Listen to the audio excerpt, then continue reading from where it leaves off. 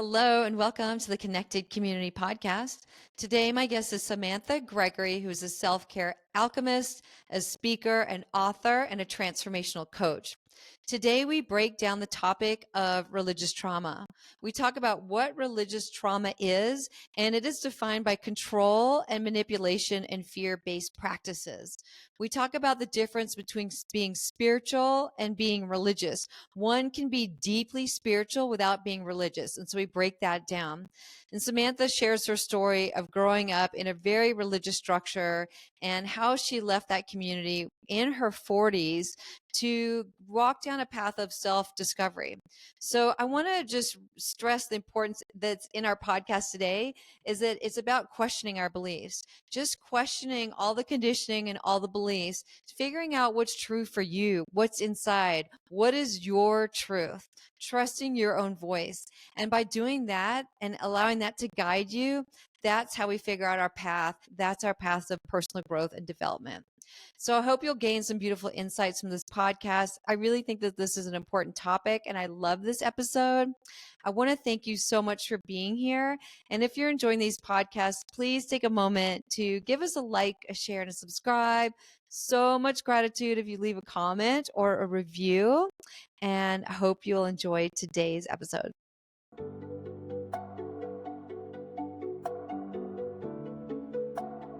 Hello, and welcome to the Connected Community Podcast, a place to explore possibility through mindfulness, movement, and self-discovery.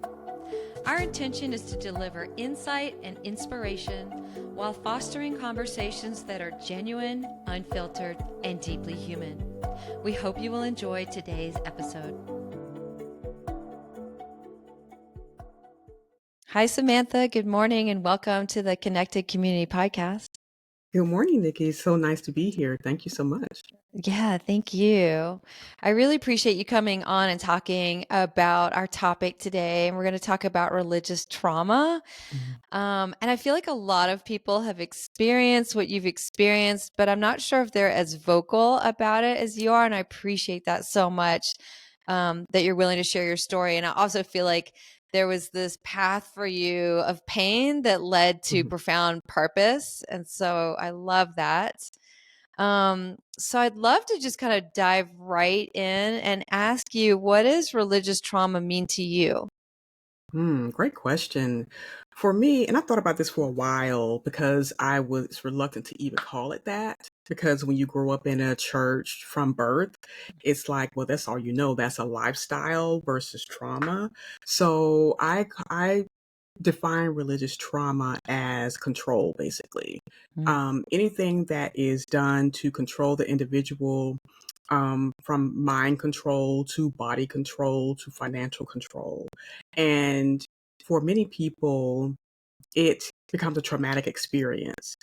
It can be defined by abuse, abuse in language, physical abuse. It can be financial abuse because they're extracting all of the funds that you work so hard to earn, Mm. as well as the mind control that and manipulation and gaslighting. So all those things combined, I think, makes up what religious trauma is. I actually really like the way that you worded and phrased that because I think people are like, oh, religious trauma, that's not trauma, and kind of downplay it. But then when you Hmm. describe all the things that are surrounding it, it's exactly the definition of trauma. Absolutely. It's And I think controlling it's and manipulation and controlling somebody's finances and maybe harming their body. hmm exactly. Mhm. And it's hard for people to, like you said, come to grips with it, especially if it's something that they've known their entire life. And you're in denial for a long time about what was actually happening. Mhm. Because when that's all you know, then you don't really see it as harmful until Yeah. you're out of it. Yes, and that's exactly it. I think for a lot of people that experience any kind of trauma, you're in your little microcosm of your world and in your Hmm. family system and in your structures, and it's not until you get well into adulthood when you realize that maybe that isn't the norm. And it wasn't for you, it wasn't until your 40s, which I think is actually Hmm. pretty common, Hmm. to start kind of discovering your own thoughts and your own concepts and your own ideas. Um, before you can kind of break free and break from these kind of chains. Mm-hmm. So I would love for you to share your story of what it was like growing up for you, and give a picture of that to the audience. Sure. So, like I mentioned, I grew up in the church. It was a Seventh-day Adventist church, and my parents, they were really young when they joined that church, and so and they got married a couple of years later once they joined. So, of course, I was born, raised in it. I was baptized in it several times. Um, and it was like I said, a normalized experience for me. I went to the parochial church, the church school that they had from kindergarten all the way to college. Oh my gosh. And so, yeah, so I never went to public school. Mm. I never had that experience because my parents were trying to shield me from the world. So that's terminology that's used quite frequently in more stricter environments and churches. And so I had all my friends were part of the church. My relationships were mainly with men in the church. So I had no really other experience outside of going to work at a job. So, but even then, it's like this guarded, you can't be like them. You don't want to be enticed or tempted by what the world has to offer. It was very much based in the day of the week you go to church on, the food that you eat, clothes that you wear, how you appear in public, being a representative of Christ or God behavior. And it's like a more very perfectionistic role that you are thrust into, Mm-hmm. and any imperfection is sin. So that was basically what I grew up in. And then a little Mm-hmm. later, within that church, there were several what they call offshoot groups. So sub religions, subcultures within the church, and they tend to be more fanatical. They had more extreme views of how to behave so that you are part of the chosen few. Mm. And that was again normalized language, and there was this extreme focus on the last days and last days events and the persecution of Christians, et cetera, et cetera.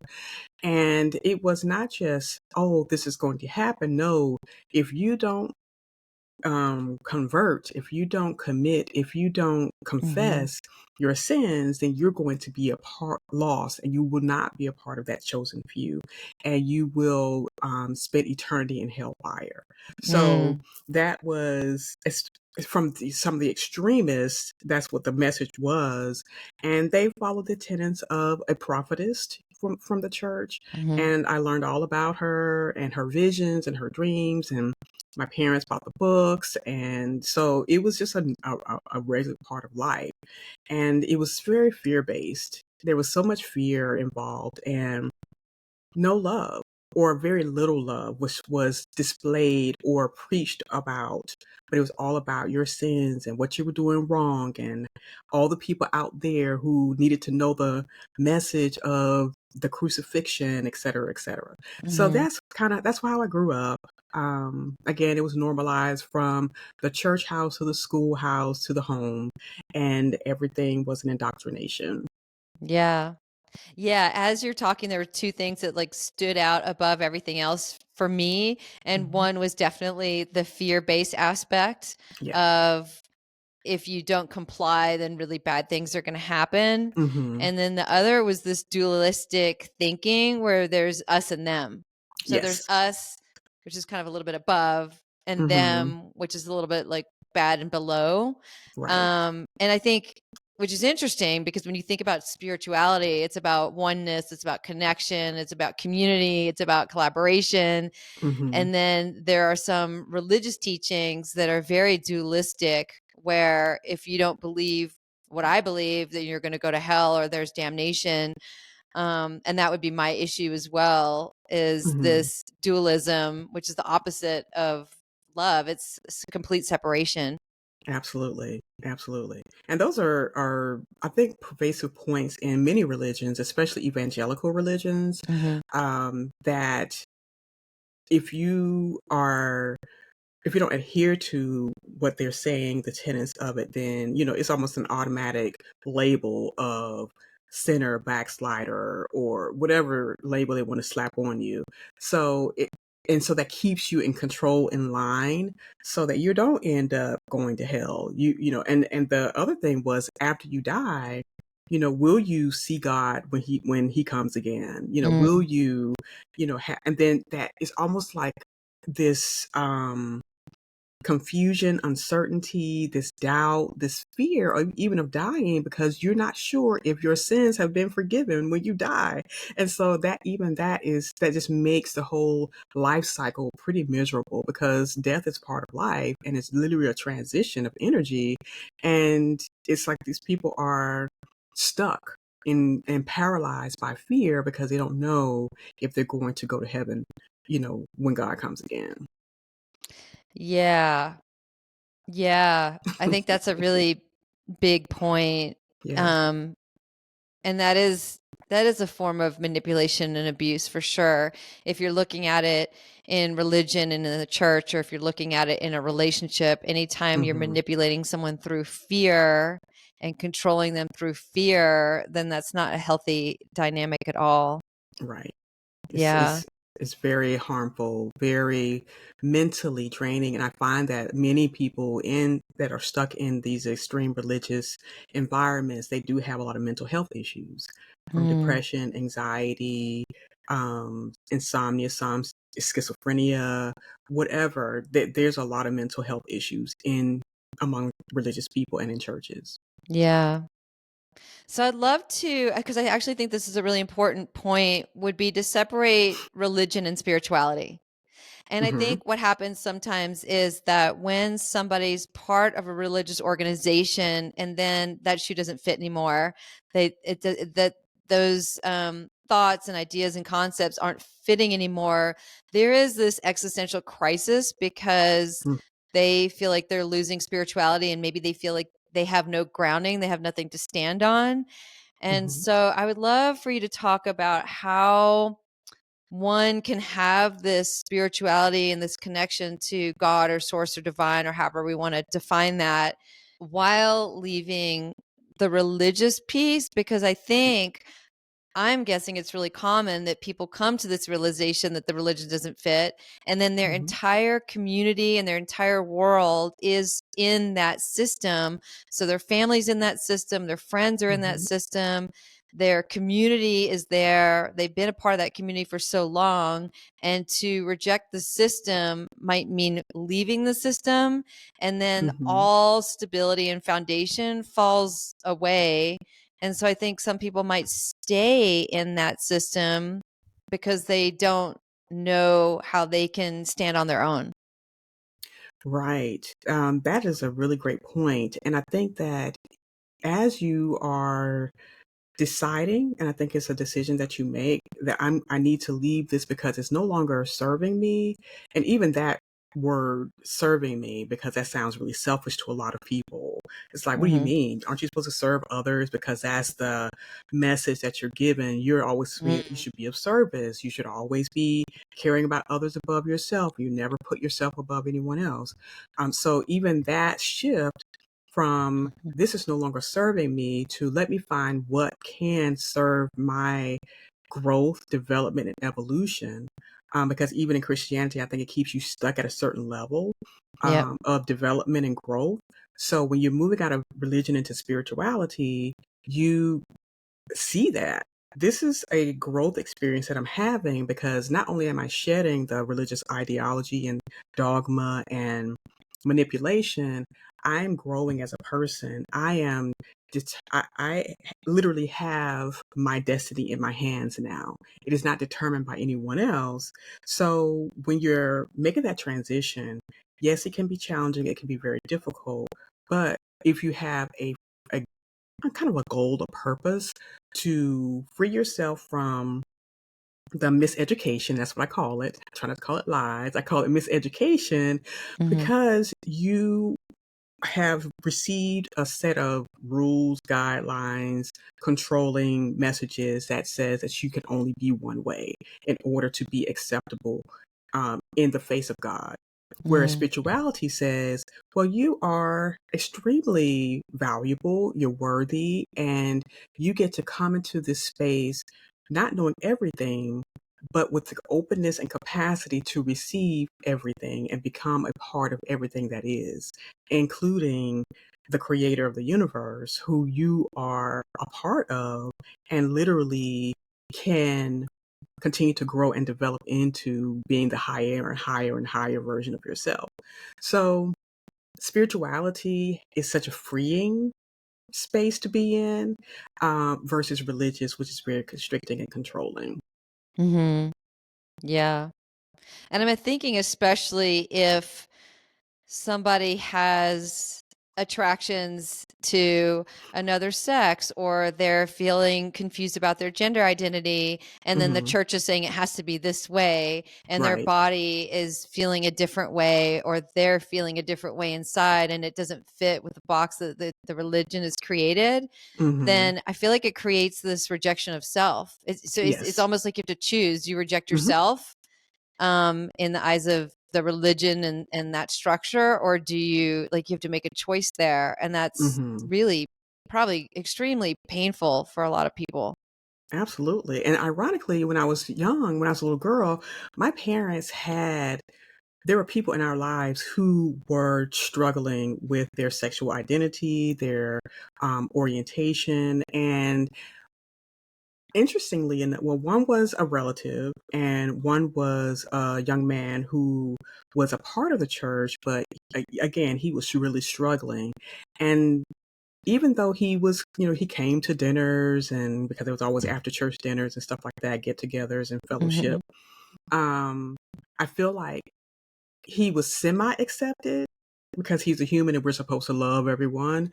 But at the same time, there was always this campaign to help him see how wrong he was and how it wasn't Hmm. pleasing in God's eyes. And this wasn't the way to go. And I have several friends, who grew up in the church who also struggle with that. And the acceptance, self acceptance was just something that they knew they had to leave religion in order to accept themselves and choose themselves versus being caught up in and continuously manipulated by the Hmm. dogma of homosexuality, or this is wrong, it's a sin, you should never, this is not God's will. But it's like, but I mean, what else am I supposed to do? This is how my body feels, this is how my spirit Yeah. feels. So it has just been uh um a really hard road for those who have grown up in the church, but also know that I don't have the traditional gender identification or roles that I want to play anymore. It doesn't fit me. I won't force myself into it, and so they leave. And I think it's justifiable, because who wants to be in an even more abusive environment when you can't help who you are or who you were born as? Yeah. Yeah. And I have interviewed a few people on the podcast who have identified as being gay and Mhm. have been a part of, say, the Mormon church or something like that. Mhm. And Mhm. then basically when they left the church, they lost everybody. They Yeah. lost their friends, they lost their family, they lost their community, they lost the church, they lost all of it. Mhm. And the church completely rejected them and pushed them away. So it was their decision to walk away. Yet there was this complete break and separation, not Mhm. not at all an acceptance of go find your path and do what you want to do. Right. Yeah, I think that can be super traumatizing, where somebody's Absolutely. stepping into themselves and honoring themselves, and in that there's this rejection and this pushing away and this alienation from their family Mhm. and their Mhm. church community. Right. And that also, I think, lends to the toxic nature of religion and even some families who pressure you to Hmm. become what you're not. And so that helps them make the decision, well, in order for me to be a happy, whole individual, then I must leave these toxic circles and cycles so that I can fully become who I know I'm meant to be. Hmm. that's not talked about enough, I don't think, when it comes to why people leave religion, which in turn caused them to leave their families and friends, because it's a very toxic environment for many people, especially those who are identifying as gay or homosexual. Mhm. Um, and even those who have just decided, I just don't want to be a part of this anymore. It's just too much. And my mental health is struggling, is suffering. Mhm. And that that almost segues into women who are dealing with abusive marriages and relationships in the church by Mhm. leaders or by their spouses or what have you. That's another thing that's hush hush, brushed under the rug. And escaping that situation, that's like one of my situations, was Mhm. escaping that was important. It's a toxic environment and I cannot be here anymore in order to Mhm. survive. And you were a victim of domestic abuse, and Mhm. you were, from what you and I were talking about, it didn't sound like you were supported by the church at all. It was almost like, you know, you can manage this. Right. Yeah, I was in my marriage to someone who was well loved, I think, in the church, Mhm. because I've had a very charismatic, gregarious personality, and so very lovable and approachable. But at home, the person Mhm. was abusive and manipulative and gaslighting and doing everything they could to destroy my self-esteem, destroy um, my life and the life of my children because they weren't his children. And so it was a very controlling, like I said, manipulative environment. And when I went to counseling, um, for myself so that I could deal with what was happening and make sure, because again, being steeped in religion, you are pretty much brainwashed and Mhm. you are grasping at straws trying to figure out, am I insane? Am I wrong for how I feel right now? This just doesn't feel right. And so I went to counseling and, my ex-husband, burst in on my counseling session and everything. And I was like, what? This I can't Oh, he keep actually this up. came in?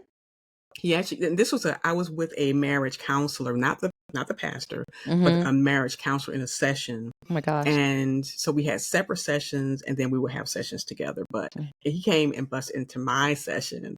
And I was like, okay, this can't, it's not sustainable. I can't do this. And so at the last straw was to go to my pastor and ask for counseling advice. And he told me, well, given his culture, because he was Caribbean by birth, and not all Caribbeans are like this, but he happened to be like this. Mhm. And he's like, well, you just deal with it. This is something that you probably have to manage and deal with, throughout your marriage. But the point is to stay and work it out. Oh my And so he gosh. was putting all the onus on me Mhm. to work out the marriage, to be silent, basically, to just take whatever was given and to pray that he would change.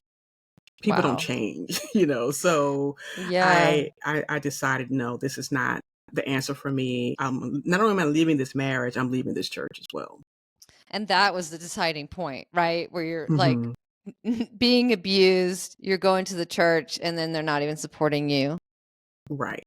Correct. Yeah. So, and he was Yeah. friends with the pastor as well. So that I'm sure played a part in Mhm. everything. But I was just not willing to put myself or my children in more jeopardy and for our sanity and our safety. Mhm. Um, and for his life, because I have a very strong personality and I was just of the mind, I refuse to be in an environment or a situation where there is harm in the way. And rather than me do something irrational, I rather just leave and end it and just move on. Mhm. And after that experience, how were you able to separate for yourself religion and the church and the dogma and then the spirituality and what was true for you? Mm. In religion, there was no freedom. Mhm. In spirituality, there is massive amounts of freedom to be yourself, to be who you want to be or who you decide to be, versus religion where there's a a script that you must follow, a plan that has been laid out for you, and it's very restrictive. There's no freedom in it, even though there is always this saying, "There's freedom in Christ," but only after you die and go to heaven, basically. But If you do. I need, if you do, Yeah. I need this freedom Mhm. now. That to me was a distinguishing factor for me, between religion and spirituality, um, being able to explore, question, find answers that are for me because we're all individuals and the answers for us, each person is different. Yeah. So spirituality allows that. Whereas religion is you must follow the letter, the rule, the law, the whatever your specific denomination says you should do, look, feel, say, behave, and Mm. that very controlling nature of religion just wasn't it's not sustainable. It wasn't for me, and I don't think for many people, but they just don't realize it yet. Yeah. Yeah.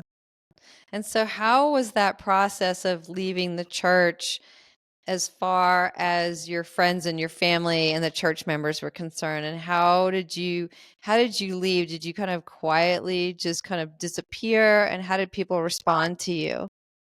Well, I quietly kind of disappeared. It was actually a transition from the specific religion I was born into, and I started going to church, at a non-denominational church Mhm. that had a lot of people who used to be members of the church that I was a part Mm. of, or the denomination. And Yeah. so we it was I think a good transition for me because it was no longer about adhering to the letter and the law of the denomination, but it was about finding freedom, finding um, myself, Yeah. and moving out of that, I don't know, strict dogma that I had known my entire life and Mhm. feeling condemned all the time. So I was glad that I was able to get into this new community and fellowship with them to get to know myself and to continuously research and study and question and decide Mhm. if what I grew up was what I wanted to continue to believe in, Yeah. and practice, or was there a different way?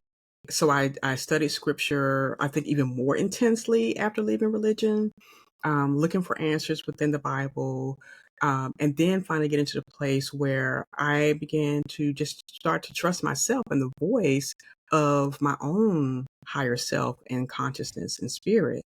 And I think during the pandemic is when I pretty much stopped going to church altogether Mhm. and really began to rely on, because of course, you didn't really have a choice then. Churches were closed at the time, but Yeah. I found that I didn't need that anymore.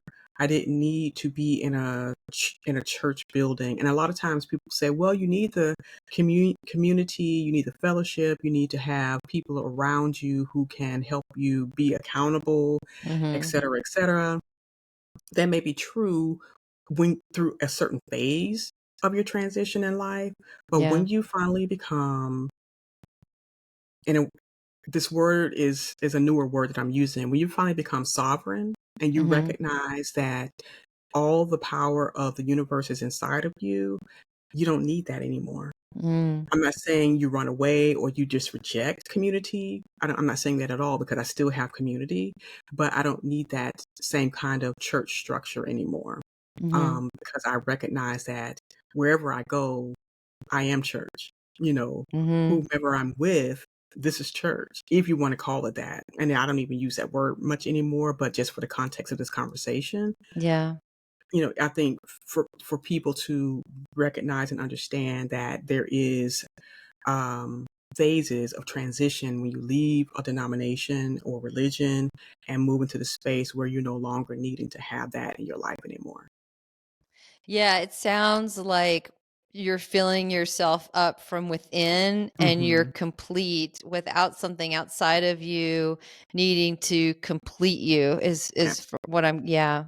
Yeah. Exactly, exactly. Internal validation versus external validation and approval, Yeah. because that was the hallmark of my life. Does everybody, what do people think? How do they feel? Going to everyone trying to find out, am I doing the right thing, or do I have the right answers, or questioning myself, not trusting myself. I had Mhm. self-abandonment was huge for me, but coming home to myself and recognizing that I don't need that validation anymore. Yeah. What I do is enough. It's the experience, and that's okay. And Yeah. whether people agree or not, family, friends, it's okay. I'm more free than I've ever been. I'm filled with more love than I've ever had. I have more generosity and kindness in my heart. All the Mm. tenets that Jesus Christ, Mhm. um, preached, you know, it's Yeah. already in me, and I don't need external a validation or approval or a write off for somebody to say, "Oh yeah, that's who you are." No, I already know this is who I am, and I love Yeah. it. And so I'm curious how your family has responded to you initially and throughout time. um, I think initially there was some questioning, some side eye looks and stuff like that, because I never really announced I'm no longer in this church. Mhm. I never Right. announced that because I didn't feel I needed to. I was grown. I was like 40, almost 40 years old at the Mhm. time. And so I did not need to make an announcement. I just let my life and me living my life be the announcement. I started wearing jewelry because our church said you don't wear jewelry. I got my Mm. ears pierced in my when I was 40, I think. Wow. I had my first drink in my 40s. I mean, when I tell you what people consider late bloomer, Yeah. that's me. Yeah. Uh, and so Yeah. just having so few experiences outside of church, um, it gave me, I was able to make decisions for myself because I wanted to. These are things that feel good to me, that feel right for me, and it does not deter from my ability to have a relationship with God. And Mhm. so I think them seeing that, um, there was, like I said, some side eye looks, but there was no discussion because what can you say? I'm fully grown. And I think even before I started that process, I had already established that my decisions are my own and I'm not looking for validation, approval, or your opinion. Yeah. So that made it, I think, a bit easier for me. Now, if I Mhm. were in my 20s or something like that, then I probably would have got a lot of pushback, and questioning. But Yeah. so far, not many people have questioned what I'm doing, and that's okay. But there's the unsaid words, the unsaid behaviors, the looks, and sometimes, but I continue to be accepting of my family, even though they may not have been 100% accepting of me. And I think that makes Mhm. a difference as well because I continue to show up for a while. I continue to, um, be who I am, even though it was expanding and growing.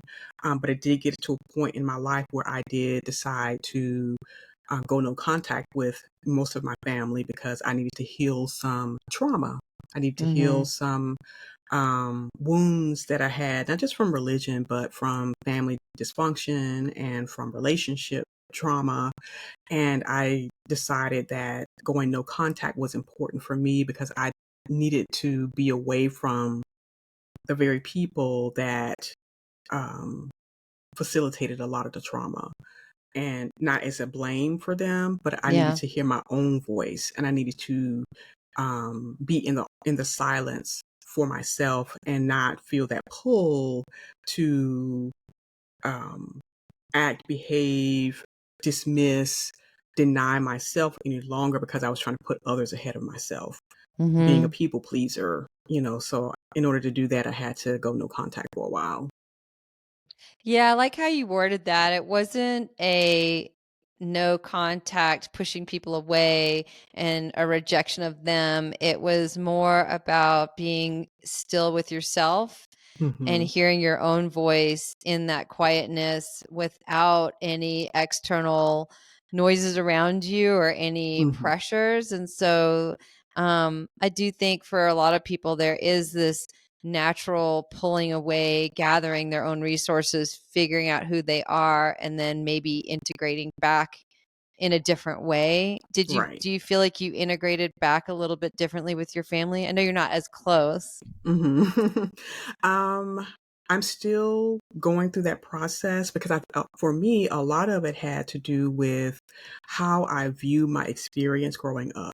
Mm-hmm. Um, because for a while, there was a lot of blame that I had for my Yeah. family, but I didn't want to be in that space because it was still from a negative experience.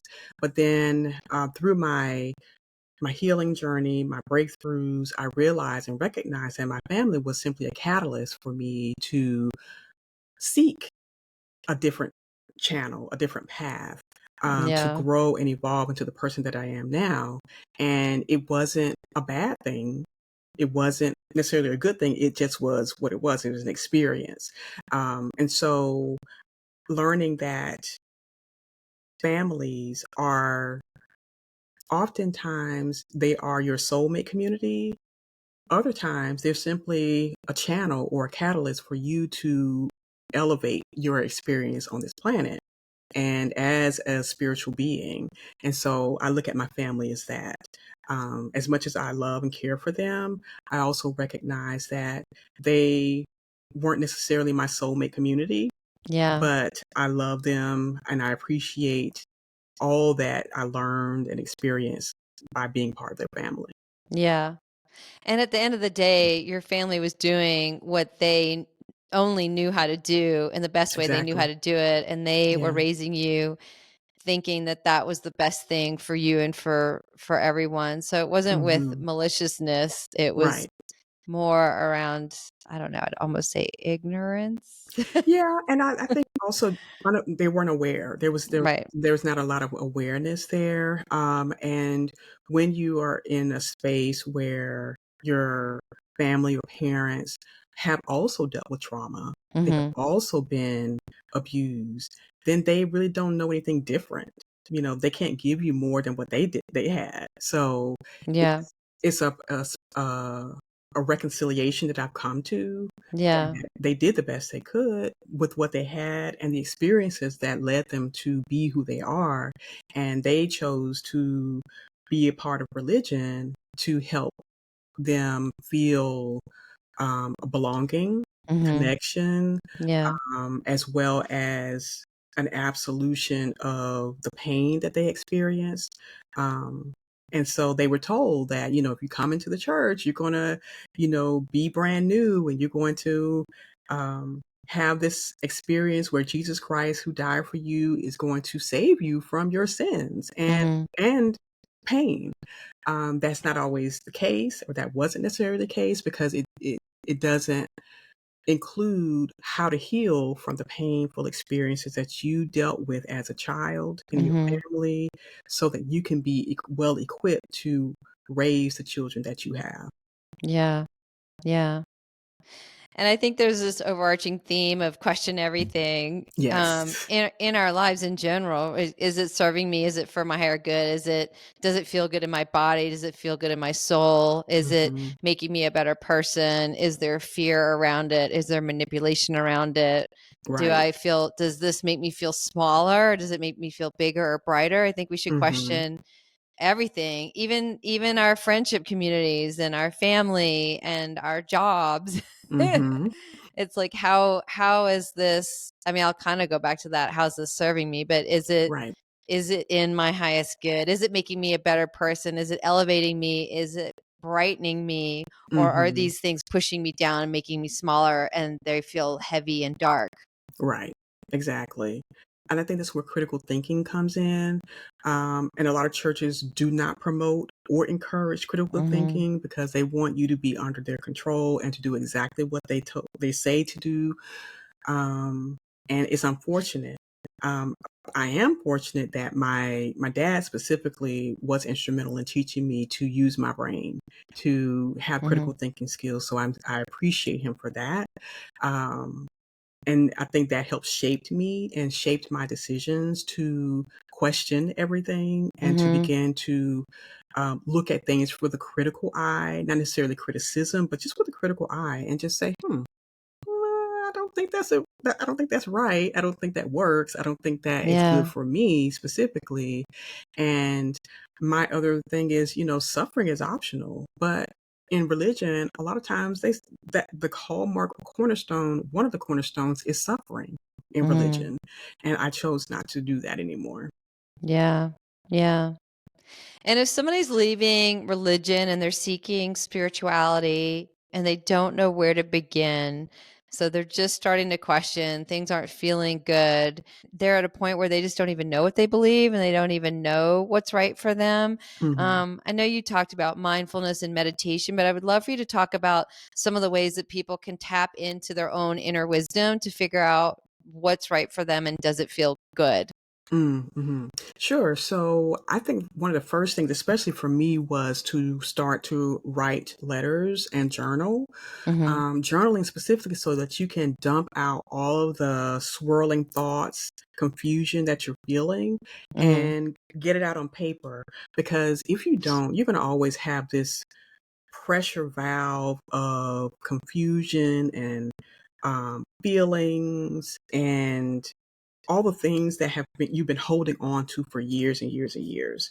So Yeah. I would say is to start journaling, start writing letters to yourself or to people who you feel have harmed you, or to whomever you want to. You don't have to mail them out, just keep them, Yeah. and start to empty your mind out that way. Yeah. Um, and then begin to, like you mentioned before, just getting quiet, meditating, Yeah. and then do your own research. I think doing your own research really helps you because sometimes when we hear a message from the pulpit, it's through a filter or a lens of the Mhm. person delivering it to you. Yeah. And when you can recognize that, and start to research and look for yourself, and because we live in such an amazing age of time where there's AI, and Mhm. everything is available through AI, you have Yeah. such a great research tool and resource that you can go and you can start to ask questions and you can start building your own toolkit for leaving religion and moving into spirituality. And you got to decide what's right for me, what's good for me, what do I want, how do I really want to feel? Because we have completely divorced ourselves from our feelings oftentimes. We've divorced ourselves from what we really want because Mhm. we should want what the church says we should want. We should want what Jesus has said we should want. And so we have to really start asking ourselves, well, what do I really want? Yeah. And I think that starts to inform you and starts to really shape the path that you're taking. And it's okay to start to shift the kind of music you listen to, shift the places you go, look at everything with a question mark and Mhm. decide, is this true for me? Because the truth is the truth that's true for you if you really want to, if you want to get technical. But instead of religion telling you the truth is here or the truth is there, it's not. And then taking the words of Christ, especially where is the kingdom of heaven? He said the kingdom of heaven is within you. Mm, mhm. And so by really honing in on even that piece, so the kingdom of heaven, where is it? What are they really talking about? Yeah. Because if I'm going to be denied the kingdom because of my sin, then I need to know where it is. I need to understand what the truth about that Yeah. is. I need to know the truth about tithing and offerings. I, I studied on that. I needed to know the truth about marriage. I need to know the truth about even going to church. What is that really about? So I did topical studies. And I think that the burning questions that you have, deal with those first Yeah. and then decide, is this what I want to believe? Because you get to make a decision about that. Because Yeah. I cleared the entire slate of my belief system and I started over for the different foundation and built it brick by brick until I got to the Mm. place where I am now. So Yeah. I think that's where those are places to start. And then Mhm. as you go along, through life, you're going to hit a roadblock probably because you got to deal with the pain that you Yeah. dealt with, the trauma, religious trauma, and heal that. And then I think that's really going to be the thing that sets you free. And also, your nervous system is probably shot. because you've been in such fight or flight because of the fear-based methodology that religion steeps you in. And so your nervous system has to heal as well. Yeah. Yeah. Well said. Yes. So, do you have any words of encouragement for anyone that is navigating through the pain of religious trauma and they're just starting to see the cracks in the system and starting to question things? I would say that you are not wrong. I think Mm-hmm. that's the main thing because we have made ourselves wrong because religion says that you're wrong if you're not doing it exactly the way that we told you to do it. But you're not Mm-hmm. wrong. You're not good or bad. You're not evil. You are simply a human being, um, a spiritual entity having a human experience. And it's just an experience. Don't Yeah.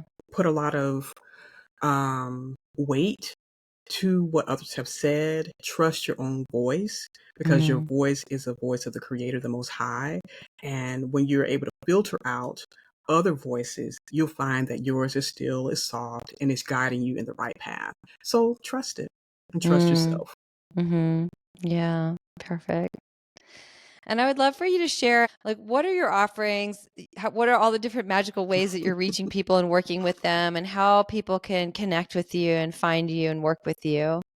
Sure. So I'm of the belief that when you are leaving toxic situations and relationships, religion being one of them, you really need to have a firm foundation in self-care, Mm, radical self-care. And this is what I think also galvanized my experience in leaving religion.